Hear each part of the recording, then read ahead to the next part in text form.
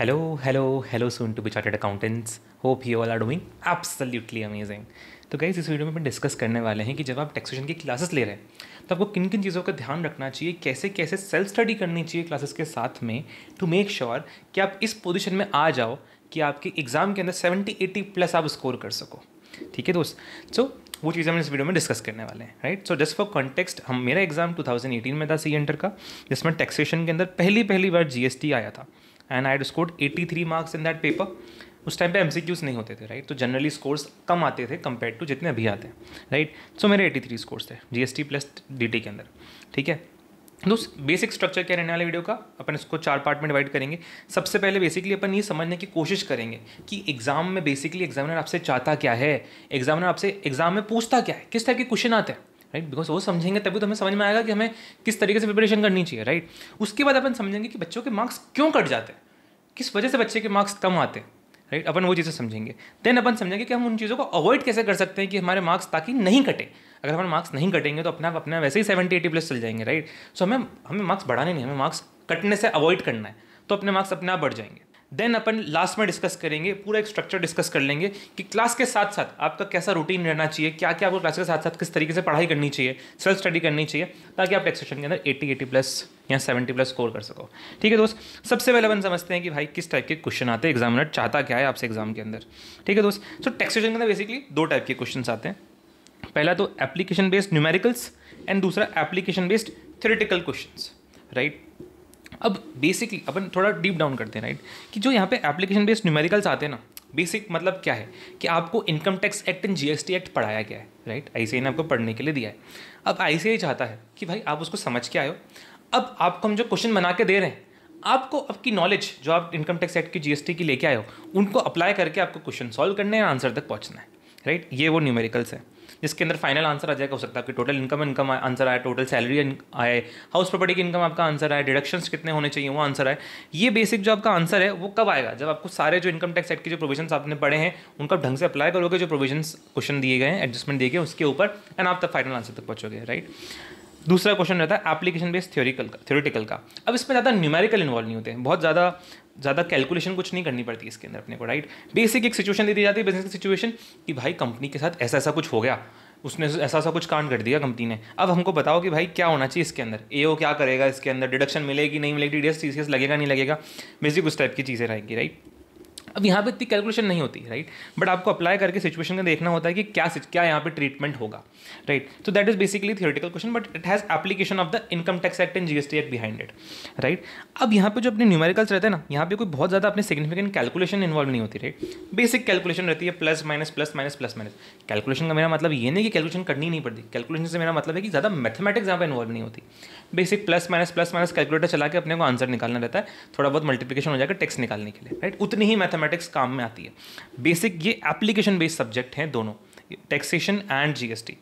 And the main factor that differentiates tax paper from other papers is कि इसके अंदर काफ़ी ज़्यादा इंटरलिंकेजेस होते हैं चैप्टर्स के अंदर, राइट। आप टैक्सेशन का इनकम निकाल रहे हो, टोटल इनकम आपको निकालनी है, आपकी वहाँ पर डिडक्शंस भी काम में आ रही है, सैलरी भी काम में आ रही है, हाउस प्रॉपर्टी भी काम में आ रही है, right, set of carry forward भी काम में आ रहा है, सारे चैप्टर्स के प्रोविजन एक साथ लग के काम में आ रहे हैं। सेम जीएसटी के अंदर भी ऐसा होता है, जीएसटी के अंदर इंटरलिंकेजेस और भी ज़्यादा हैं। इनफैक्ट आपका जैसे रजिस्ट्रेशन का प्रोविजन के अंदर आपका रिवर्स चार्ज आ जाएगा, आपका आईटीसी आ जाएगा, आपका एग्जाम्पशन आ जाएगा, सारे चैप्टर्स एक साथ लिंक होकर उसके अंदर आए, टीडीएस टीसीएस आ जाएगा, जीसीएस जीएसटी का, राइट। तो काफ़ी इंटरलिंकेजेस है चैप्टर के अंदर। That is the main factor that differentiates this subject from other papers, right. So आप देख रहे हो, तो मैं पूरी जो सीरीज चल रही है सब्जेक्ट वाइज की, उसके अंदर आई एम टेलिंग यू कि what is the main factor that differentiates this subject from other papers, right. And उसके बेस पे अपनी स्ट्रैटेजी डिसाइड होती है। सो ये इसका मेन फैक्टर है इस सब्जेक्ट का, ठीक है। अब बच्चे मार्क्स क्यों खो जाते हैं, कहाँ मार्क्स कट जाते हैं बच्चे के, क्यों सब कोई 70-80 नहीं लेके आ रहा, राइट। देख दो, सबसे पहले चीज़ जो सबसे कॉमन मिस्टेक जो होती है वो होती है कि भाई हमने जो एडजस्टमेंट हमें करनी है, किसी पर्टिकुलर जो एडजस्टमेंट थी उसका जो हमें ट्रीटमेंट करना है, वही हमने गलत ट्रीटमेंट कर दिया, राइट। हो सकता है कि हमको डिसअलाउ करना था, हमने अलाउ कर दिया, प्लस करना था, हमने माइनस कर दिया टोटल इनकम के अंदर, पॉसिबल, राइट। क्यों अभी मिस्टेक क्यों होती है बच्चों से? हो सकता है कंसेप्ट गैप हो, कि वो जो एडजस्टमेंट है ना उसकी प्रॉपर अंडरस्टैंडिंग ही नहीं है कि टैक्स का एक्ट क्या बोलता है उसके बारे में, वो कंसेप्ट में थोड़ा सा गैप है, राइट। उस वजह से हो सकता है मिस्टेक हो। दूसरा हो सकता है रिटेंशन का इशू हो कि भाई प्रोविजन याद ही नहीं आ रहा, धुंधला धुंधला आ रहा है भाई कि सब कुछ तो पढ़ा था यार, क्या था याद नहीं आ रहा, ठीक है, रिटेंशन इशू। या फिर हो सकता है सिली मिस्टेक कि भाई याद आ गया, सब सही, सब चंगा सी, सब कुछ अच्छे से आ रहा है मेरे को, बट फिर भी गलती करके आ गए, पता ही नहीं चला कब गलती हो गई, वो तो बाद में कॉपी देखी तो मालूम पड़ा कि गलती करके आए, ठीक है, हो सकता है सिली मिस्टेक हो, ठीक है।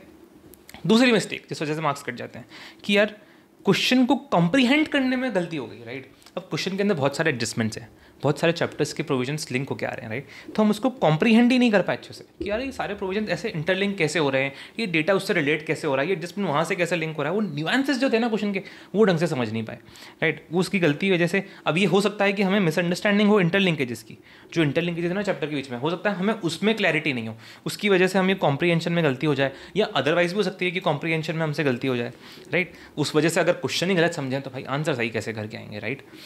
तो वो चीज़ है, ठीक है।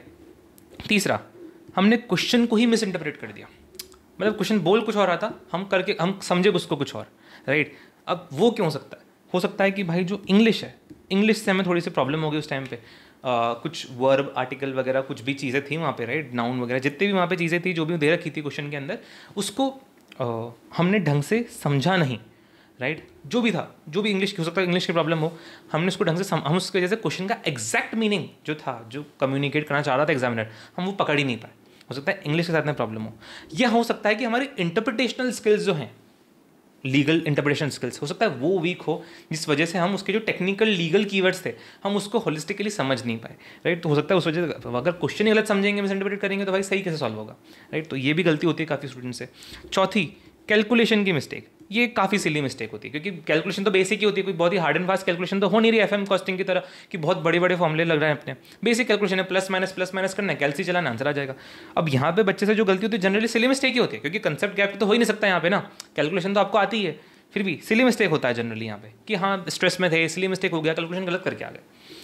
पांचवी मिस्टेक जो होती है बच्चे से वो है कि भाई हमें क्वेश्चन सॉल्व करने में ज़्यादा टाइम लग जा रहा है, जितना चाहिए उससे ज़्यादा टाइम लग गया। क्यों? क्योंकि एक एक स्टेप जो था, एक एडजस्टमेंट का जो ट्रीटमेंट समझना था उसमें हमको टाइम लग गया, एडजस्टमेंट रिकॉल करने में, ट्रीटमेंट रिकॉल करने में, राइट। उस वजह से टाइम ज़्यादा लग गया तो हम क्वेश्चन सॉल्व कम कर पाएंगे, कम क्वेश्चन सॉल्व करेंगे तो मार्क्स वैसे ही कट जाएंगे अपने, राइट। सो यहाँ हो सकता है कि अपना कंसेप्चुअल गैप हो, क्योंकि हम जल्दी रिकॉल नहीं कर पा रहे चीज़ों को, या हो सकता है कि हमने प्रैक्टिस नहीं करी क्वेश्चन की, इसलिए इतने लंबे लंबे जब क्वेश्चन आते हो तो अपन ब्लैंक पड़ जाते हैं कि भाई इतने सारे डेटा को एक साथ कैसे हैंडल करूँ मैं, राइट।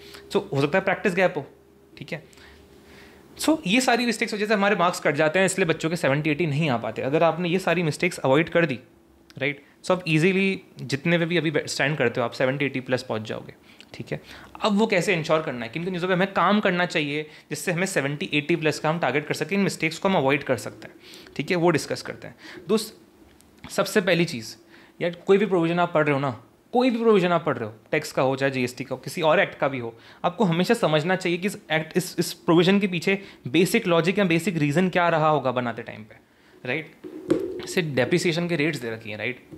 अगर आप ब्लैंक याद करने की कोशिश करोगे डेप्रिसिएशन के रेट्स को कि हाँ भाई बिल्डिंग का 10%, प्लांट एंड मशीनरी का 15%, देन कंप्यूटर पेरिफेरल्स का 40%, अगर आप इस तरीके से याद करने की कोशिश करोगे तो हो सकता है आप एग्जाम में उसको भूल जाओ, गलत रेट लगा के आ जाओ कि हो सकता है प्लांट एंड मशीनरी के आपके मिक्स हो जाए बिल्डिंग के साथ में, राइट। बट जब आप लॉजिक समझोगे कि भाई ये रेट्स इस तरीके से क्यों है, जब इनको इंटरकनेक्ट करोगे तो आपका थोड़ा दिमाग खुलेगा, दिमाग में ज़्यादा अच्छे से बैठेगी वो चीज़। फॉर एग्जाम्पल आप समझ सकते हो कि यार देख, बिल्डिंग की जो रेट सबसे कम है क्योंकि बिल्डिंग की life plant and machinery and computer accessory से ज़्यादा होती है, राइट। बिल्डिंग को क्या होने वाला है, जब तक अर्थक्वेक वगैरह नहीं आएगा तब तक नहीं हिलने वाली बिल्डिंग, वो वैसे ही वैसे खड़ी रहेगी, राइट। तो बिल्डिंग का नुकसान बहुत कम होता है, बहुत लंबी लाइफ होती है बिल्डिंग की, इसलिए डेप्रिसिएशन की रेट काफ़ी कम दी है उसकी, right. Plant and machinery on the other hand एक टेक्निकल चीज़ है, मैकेनिकल चीज़ है, राइट। तो उसके अंदर थोड़ी जल्दी ऑब्सोलेट हो जाती है मशीन, उससे ज़्यादा एफिशिएंट मशीन आ जाती है, तो उसकी लाइफ थोड़ी कम होती है कंपेयर टू बिल्डिंग, इसलिए उसकी रेट ज़्यादा दी है 15%।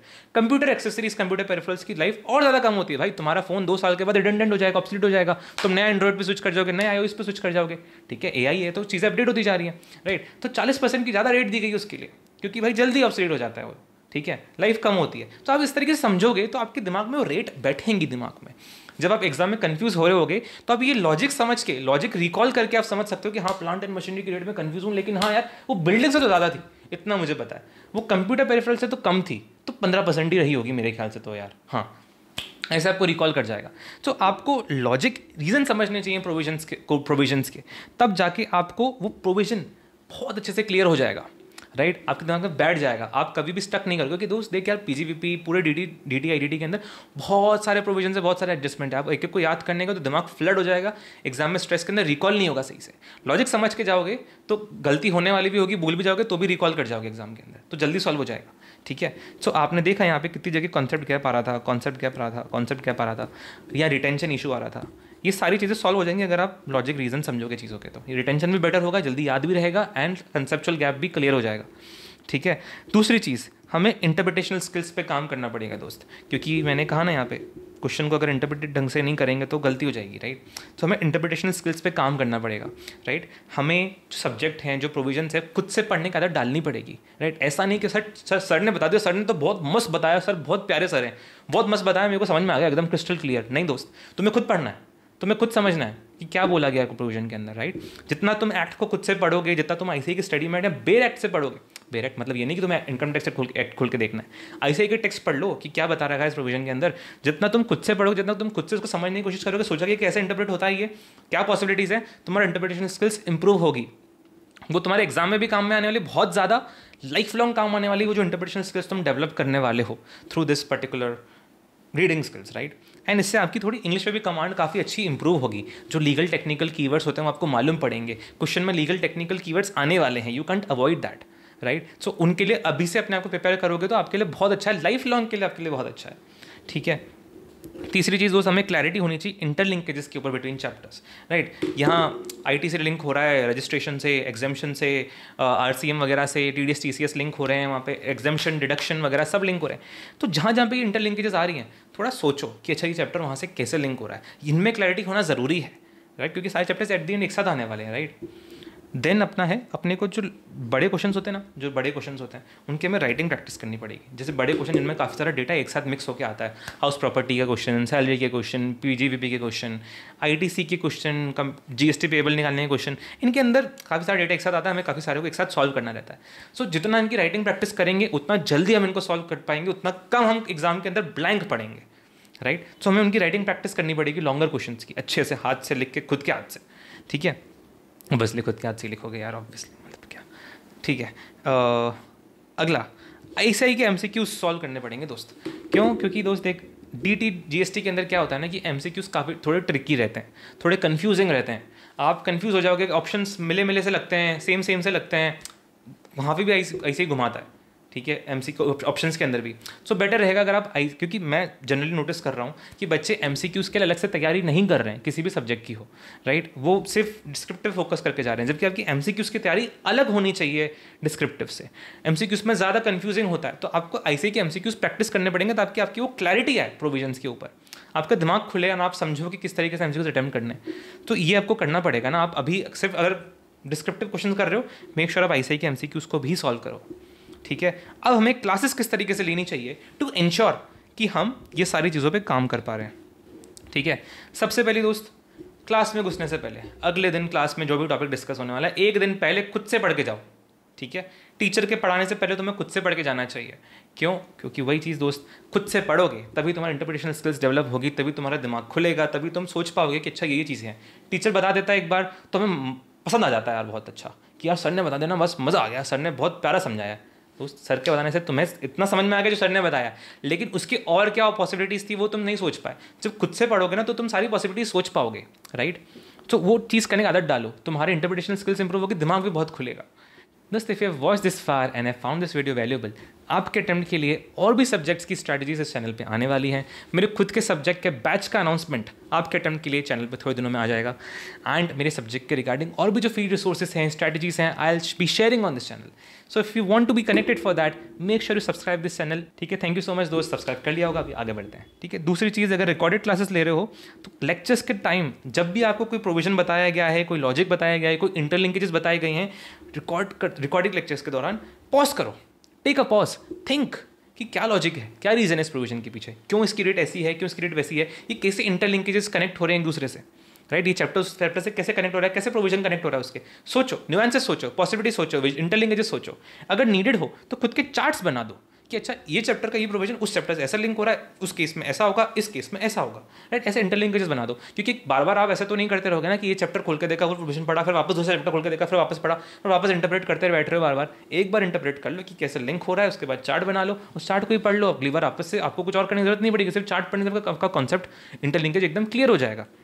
जहाँ जहाँ पे नीड हो वो इंटरलिंकेज चार्ट की तो बना देना, जहाँ जहाँ पे सिंपल हो इंटरलिंकेज पढ़ने से क्लियर हो रहा है, ठीक है चलता है, मत बनाओ, ठीक है। लाइव क्लास अगर चल रही है तो क्लास के बाद करो ये चीज़, राइट। बट टीचर के बताने से पहले खुद से पॉज करके सोचो, राइट। टीचर पे इतना रिलाई मत करो, खुद से सोचो ताकि तुम्हारा खुद का दिमाग भी डेवलप हो, ठीक है। लाइव क्लास में क्लास के बाद कर लेना ये चीज़, ठीक है। क्वेश्चन खुद से लिख के सॉल्व करने हैं। क्लास में टीचर क्वेश्चन सॉल्व करा रहा हो उससे पहले पॉज करो, रिकॉर्डेड लेक्चर है तो पॉज करो एंड खुद से सॉल्व करो क्वेश्चन पूरा हाथ से। अगर पूरा हाथ से सॉल्व नहीं करते तो एटलीस्ट सोचो कि हर एक एडजस्टमेंट का क्या क्या ट्रीटमेंट होगा, राइट। टीचर के बताने के बाद आपको समझ में आ जाता है कि हाँ चलो मुझे ये 5 स्टेप लगाने टीचर ने बता दिया, आपका वो टनल डिवीजन हो जाता है कि अच्छा ये 5 स्टेप ही मुझे पता है। आप ये नहीं सोच पाते कि अच्छा ये 5 स्टेप तक मैं कैसे पहुंचा। अगर खुद से करोगे तो आप सोचोगे कि अच्छा अब आगे मुझे कौन सा स्टेप लगाना है, अच्छा अब आगे मुझे कौन सा स्टेप लगाना है, राइट। सो आपको वो चीज़ प्रैक्टिस करनी चाहिए, ठीक है। अगला क्लास से आने के बाद जो भी कॉन्सेप्ट पढ़ाए गए उनको रिवाइज करो, ठीक है। एंड जो होमवर्क क्वेश्चन है सॉल्व करो। So each and every question जो आपके क्वेश्चन बैंक में वो आपके हाथ से लिख के सॉल्व होना चाहिए, अनलेस वो क्वेश्चन लॉन्ग क्वेश्चन नहीं है, छोटा क्वेश्चन है जो सिर्फ कैल्सी पे हो जाता है, राइट। जो बड़े बड़े क्वेश्चन है तो आपके सारे हाथ से सॉल्व होने ही चाहिए, ठीक है। चाहे होमवर्क में कराए हो चाहे क्लास में टीचर ने कराए हो, जो आप करोगे लिख के जाओगे वो आपके साथ एग्जाम में जाएगा। टीचर का लिखा हुआ टीचर के साथ जाएगा, आपके साथ नहीं जाने वाला। तो आपको खुद से लिख के सॉल्व करना है, ठीक है। जो भी आपने क्रिटिकल मिस्टेक्स करी, जो भी आपने ब्लंडर्स कमिट करे खुद से लिखते टाइम पे, राइट, उनको आपको नोट डाउन कर लेना है, अपनी कॉपी में स्टार मार्क कर लेना है कि ये बहुत क्रिटिकल मिस्टेक है मैंने करी, ताकि एंड टॉप पे लिख दो पेज के। उससे क्या होगा ना कि जब आप वो मिस्टेक आपके जल्दी नजर जाएगी कि ये मिस्टेक मैंने कमिट करी थी, एंड आप अगली बार उसको अवॉइड करोगे, राइट। एंड एक और चीज़ रहती है, अगर आप क्वेश्चन खुद से सॉल्व करते हो ना टीचर से पहले, तो आपको ये भी मालूम पड़ता है कि आप क्या क्या मिस्टेक्स कर सकते हो। टीचर सॉल्व करा देगा तो आपको मालूम पड़ जाएगा सही तरीका क्या है, आप हमेशा सही सोल्यूशन करोगे और एग्जाम में जाके गलती करके आओगे, ठीक है। ऑन दी अदर हैंड अगर आप यहाँ पे कर लोगे पहले ही, खुद से सॉल्व करोगे टीचर से पहले, तो जितनी गलतियाँ आपसे हो सकती है ना लाइकली वो आप पहले ही कर लोगे, अभी कर लोगे। एंड पॉइंट ये है दोस्त कि गलतियाँ खुद से करने के बाद ही दिमाग में बैठती हैं। किसी और की सुनी गलती गलती ने बता दी कि यहाँ पे ये गलती होती है, यहाँ पे गलती होती है, अवॉइड करना, नहीं दिमाग में रहेगी, भूल जाओगे, खुद से वापस करके आ जाओगे। लेकिन खुद से गलती कमिट करोगे करके तो हमेशा लाइफ लॉन्ग याद रहने वाली है, एग्जाम में कभी कमिट नहीं करोगे उस गलती को। सो खुद से क्वेश्चन सॉल्व करो, गलती कमिट करो, नोट करो एंड अगली बार से अवॉइड करो, राइट। वो तभी होगा जब तुम खुद से सॉल्व करोगे टीचर से पहले। टीचर से करने के बाद, टीचर के कराने के बाद तो तुम दोस्त सही करने वाले हो, क्योंकि स्टेप पता चल गया ना आप क्या गलती करोगे, फिर वो गलती एग्जाम में हो जाएगी तो, ठीक है। सो ये बेसिक 5 चीज़ें हमें फॉलो करनी है क्लास के साथ साथ। सो दोस्त that was about the video. If you found this video valuable, do consider liking the video and subscribing the channel. Also दोस्त do let me know in the comments कि video में सबसे अच्छा point आपको क्या लगा। It just keeps me little satisfied कि video आपके लिए हेल्पफुल था। ऑल्सो दोस्त कुछ भी और बात करनी हो, कुछ भी डिस्कस करना हो, कुछ मिस हो गया हो, feel free to reach out to me either in the comments or over Telegram or all my LinkedIn or any other platform. You'll find all the links in the description. Thank you so much, dost. All the best, dost, and you're gonna rock in your exams. Stay motivated, stay healthy. Thank you so much.